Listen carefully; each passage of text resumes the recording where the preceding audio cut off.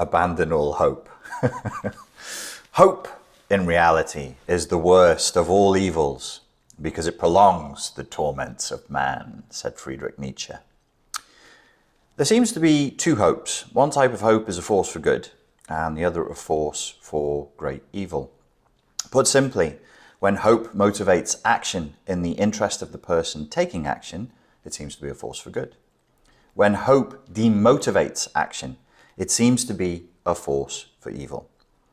So when is hope a good thing? Possibly never. If we're going to speak strictly of hope in the purest sense that it originally meant etymologically, it was faith in a desirable outcome, and it had a religious overtone to it.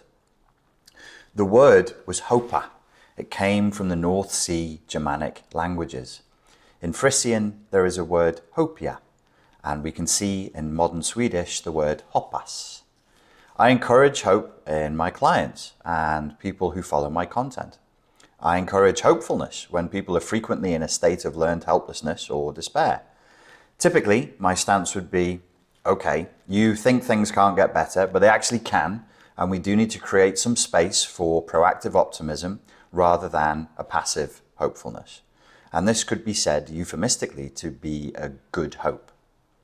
But maybe we should stop saying the word hope if it has a dreamy passivity built into it. After all, there is no guarantee that things will get better. There is no universal law that says all things drift inexorably towards good outcomes. No, this isn't a Hollywood script, and actually things can, and often do, get catastrophically worse. If we are drifting in our kayak towards the waterfall's edge, I would not advocate hope as a policy for generating a positive outcome, but rather, instead, I would recommend paddling like hell to get away from the danger. Catastrophes and tragedies occur daily to all humans, regardless of ethnicity, class, culture, or education. Is it wise to think some invisible guiding hand will protect us from the edge? I think it is not.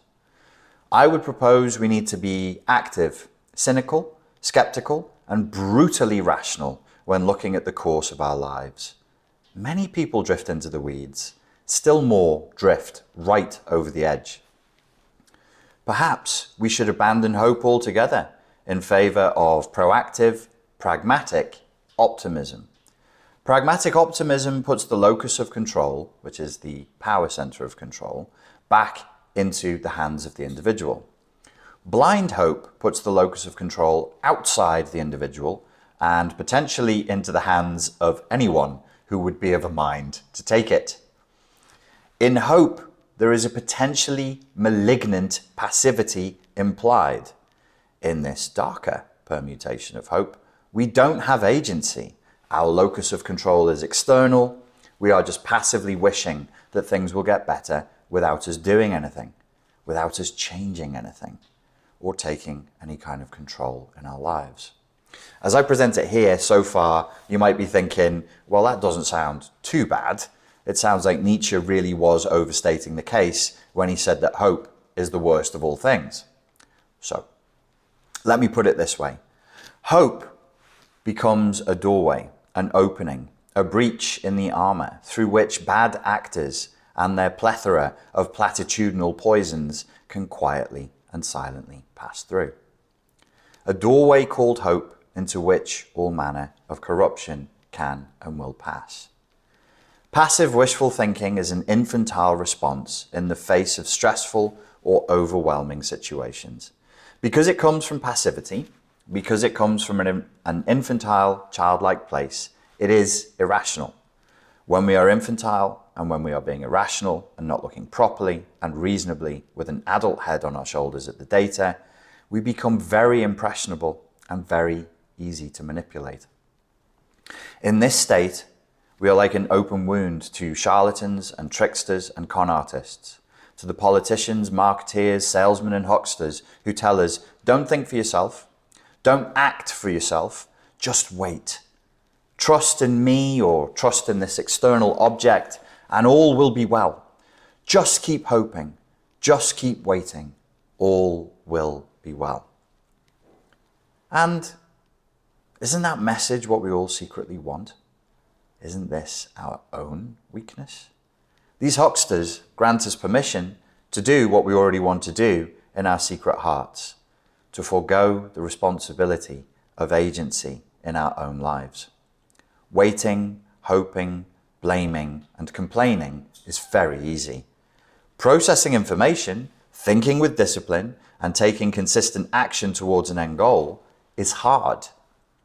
In the first scenario of hoping and waiting, you literally cannot fail because you're not being courageous enough to actually attempt anything. In the second scenario, you are guaranteed to fail again and again. Failure paves the road to the development of all strengths, skills, and outcomes. It is the far, far harder choice. Because of the opening that this exploitation of human weakness affords, I will agree with Nietzsche. Hope really actually is the worst of all things. And in many ways, giving up hope could become the best of all things.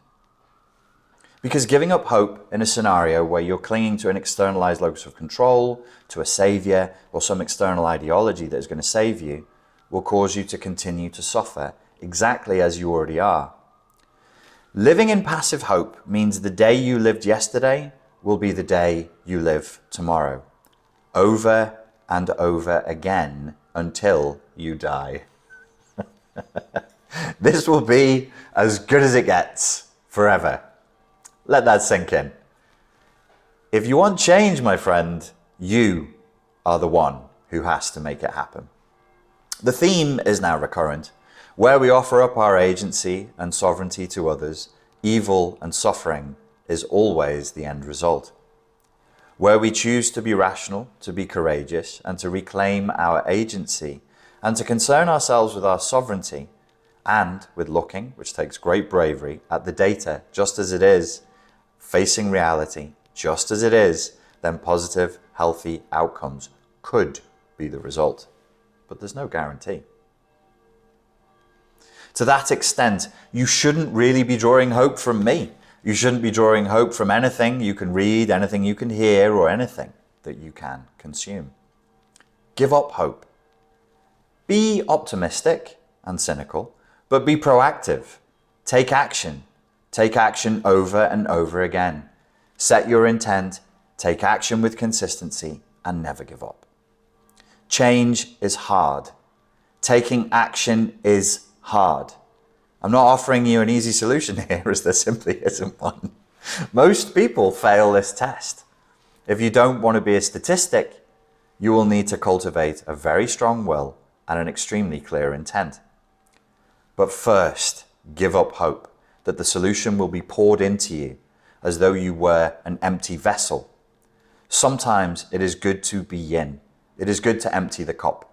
Sometimes it is good to be yang and to get out there into the light and make things work in the world. The problem with being in a perpetual yin state, which is what malignant hope and consumer capitalism offers and entrains into us, is that into a perpetually empty cup, any old crap can be poured. We start over time to accept any and all ideological solutions. They can and will become more and more preposterous. But who stops them? Nobody. Because there is nobody present there to say no.